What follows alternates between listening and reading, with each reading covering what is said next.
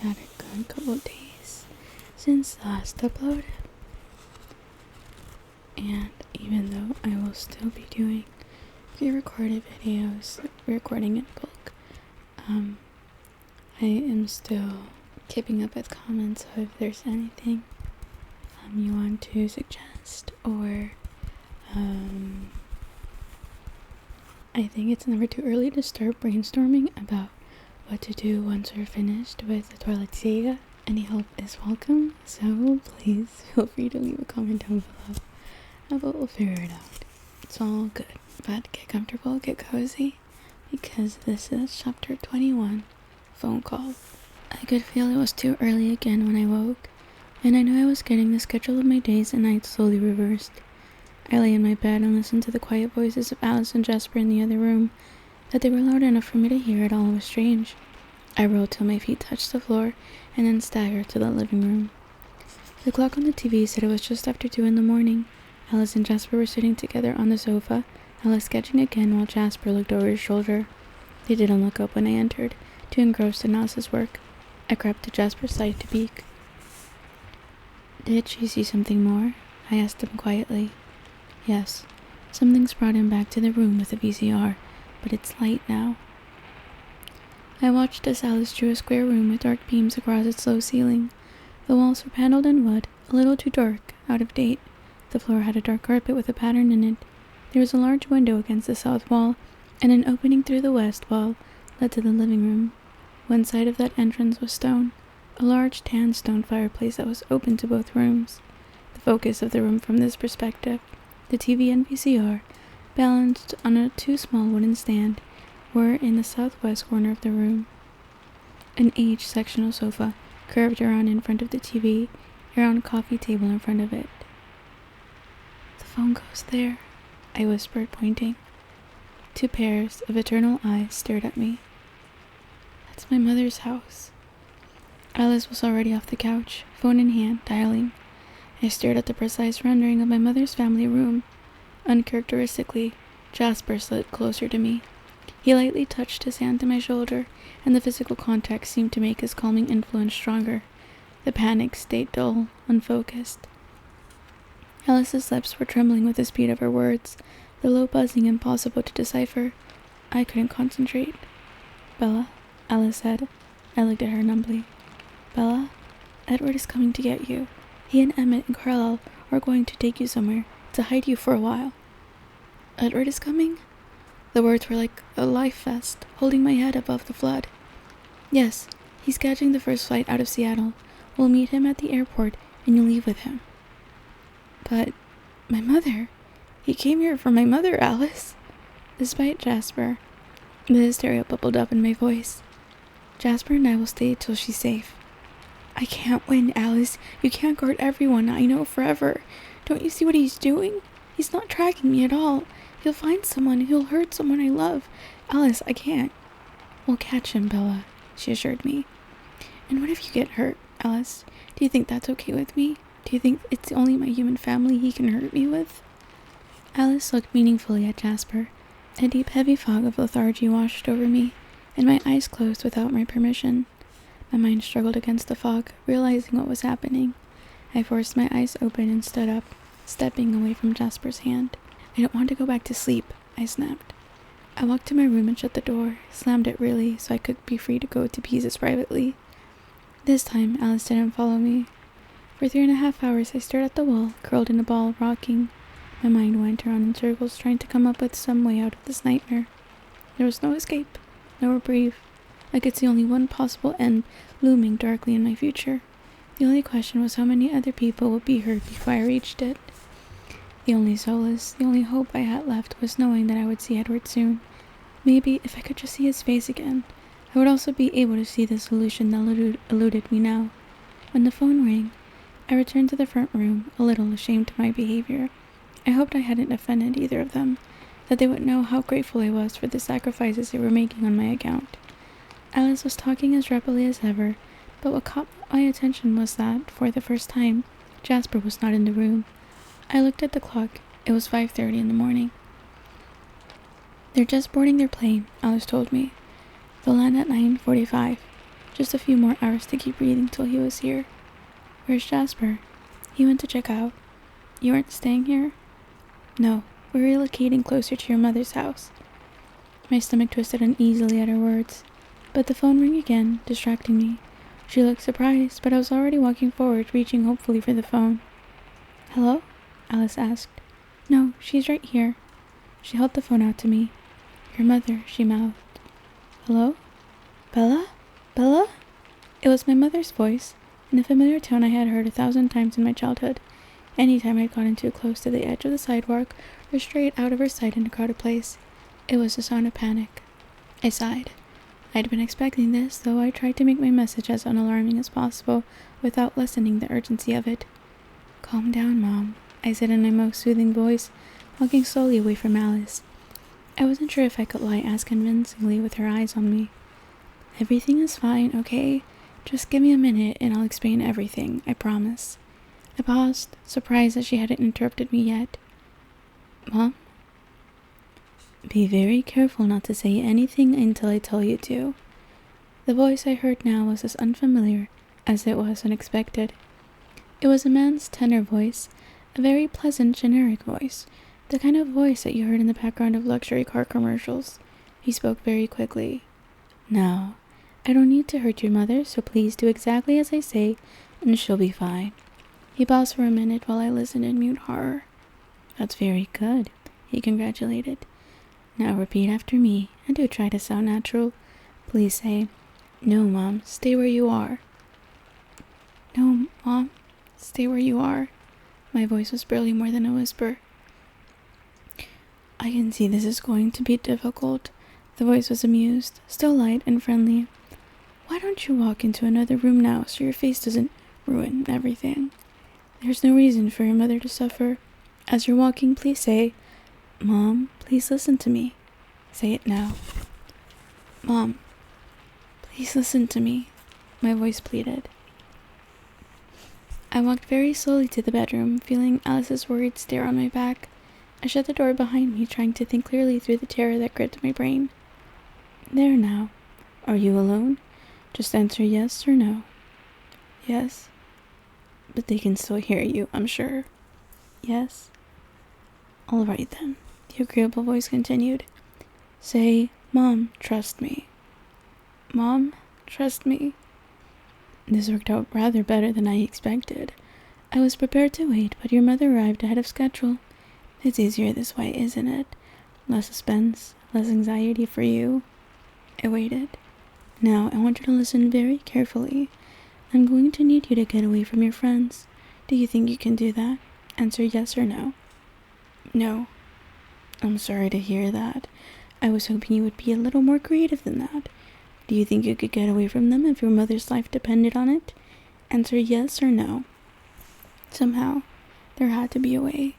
I remembered that we were going to the airport, Sky Harbor International Airport, crowded, confusingly laid out. Yes, that's better. I'm sure it won't be easy, but if I get the slightest hint that you have any company, well, that would be very bad for your mother. The friendly voice promised. You must know enough about us by now to realize how quickly I would know if you tried to bring anyone along with you, and how little time I would need to deal with your mother if that was the case. Do you understand? Answer yes or no. Yes, my voice broke. Very good, Bella. Now this is what you have to do. I want you to go to your mother's house. Next to the phone, there will be a number. Call it, and I'll tell you where to go from there. I already knew where I would go, and where this would end, but I would follow his instructions exactly. Can you do that? Answer yes or no. Yes. Before noon, please, Bella. I haven't got all day, he said politely. Where's Phil? I asked tersely. Be careful now, Bella. Wait until I ask you to speak, please. I waited. It's important now that you don't make your friends suspicious when you go back to them. Tell them that your mother called and that you talked her out of coming home for the time being. Now repeat after me. Thank you, Mom. Say it now. Thank you, Mom. The tears were coming. I tried to fight them back. Say, I love you, Mom. I'll see you soon. Say it now. I love you, Mom. My voice was thick. I'll see you soon, I promised. Goodbye, Bella. I look forward to seeing you again. He hung up. I held the phone to my ear. My joints were frozen with terror. I couldn't unbend my fingers to drop it. I knew I had to think, but my head was filled with the sound of my mother's panic. Seconds ticked by while I fought for control. Slowly, my thoughts started to break past that brick wall of pain. To plan, for I had no choices now but one, to go to the mirrored room and die. I had no guarantees, nothing to give to keep my mother alive. I could only hope that James would be satisfied with winning the game, that beating Edward would be enough. Despair gripped me. There was no way to bargain, nothing I could offer or withhold that could influence him. But I still had no choice. I had to try. I pushed the terror back as well as I could. My decision was made. I didn't know good to waste time agonizing over the outcome. I had to think clearly, because Alice and Jasper were waiting for me, and evading them was absolutely essential and absolutely impossible. I was suddenly grateful that Jasper was gone. If he had been here to feel my anguish in the last 5 minutes, how could I have kept them from being suspicious? I choked back the dread. The anxiety tried to stifle it. I couldn't afford it now. I didn't know when he would return. I concentrated on my escape. I had to hope that my familiarity with the airport would turn the odds in my favor. Somehow, I had to keep Alice away. I knew Alice was in the other room waiting for me, curious, but I had to deal with one more thing in private before Jasper was back. I had to accept that I wouldn't see Edward again. Not even one last glimpse of his face to carry with me to the mirror room. I was going to hurt him, and I couldn't say goodbye. I let the waves of torture wash over me, have their way for a time. Then I pushed them back too, and went to face Alice. The only expression I could manage was a dull, dead look. I saw her alarm, and I didn't wait for her to ask. I had just one script, and I'd never manage improvisation now. My mom was worried. She wanted to come home, but it's okay. I convinced her to stay away. My voice was lifeless. We'll make sure she's fine, Bella. Don't worry. I turned away. I couldn't let her see my face. My eye fell on a blank page of the hotel stationery on the desk. I went to it slowly, a plan forming. There was an envelope there, too. That was good. Alice, I asked slowly without turning, keeping my voice level. If I write a letter for my mother, would you give it to her? Leave it at the house, I mean? Sure, Bella. Her voice was careful. She could see me coming apart at the seams. I had to keep my emotions under better control. I went into the bedroom again and knelt next to the little bedside table to write. Edward, I wrote. My hand was shaking. The letters were hardly legible. I love you. I'm so sorry. He has my mom, and I have to try. I know it may not work. I am so very, very sorry. Don't be angry with Alice and Jasper. If I get away from them, it will be a miracle. Tell them thank you for me, Alice especially, please. And please, please don't come after him. That's what he wants, I think. I can't bear it if anyone has to be hurt because of me, especially you. Please, this is the only thing I can ask you now. For me. I love you. Forgive me, Bella. I folded the letter carefully and sealed it in the envelope. Eventually he would find it. I only hoped he would understand and listen to me just this once. And then I carefully sealed away my heart. She's so dramatic. And that is the end. Chapter 21. It's so interesting because I think I do wonder sometimes about I'm a little self-conscious while I'm reading because I know I'm making the voices and trying to make a difference, right, between the 2 people or 3 people that are talking, so you guys also have an easier time following along. But it is really and there's a little tiny bit of voice acting, so it's just funny. It makes me feel a little self-conscious. I'm like not even self-conscious, I'm just a little self-aware while I'm doing it, right? I'm like, oh, how am I gonna play this part? But so I hope you guys